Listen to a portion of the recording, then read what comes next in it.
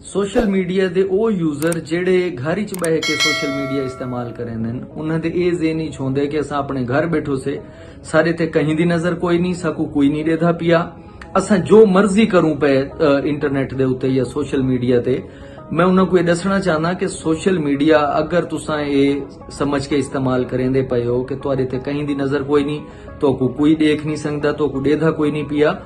ये उन्हां दी गलत फहमी है। तुसा सोशल मीडिया ये सोच के इस्तेमाल करो कि तुहाडे तुसा अपने शहर दे मसरूफ तरीन चौक दे बिल बोर्ड दे उत्ते बह के ओ सोशल मीडिया इस्तेमाल करेंदे पे हो ते हर लंघण वाला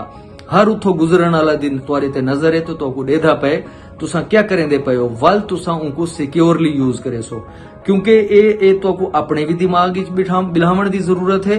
ते दूजा ये है कि तुहाडे बालां को तो दसण की जरूरत है क्योंकि बहुत सारे इंजे ब्लैकमेलर हैं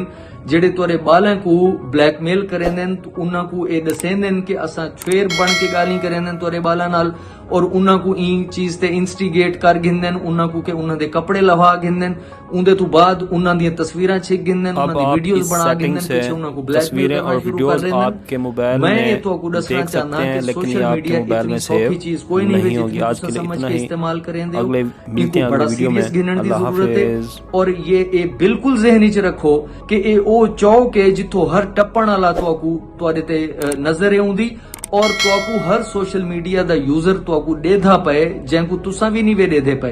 ए चीज अपने जहन च रख के इस्तेमाल कीता करो।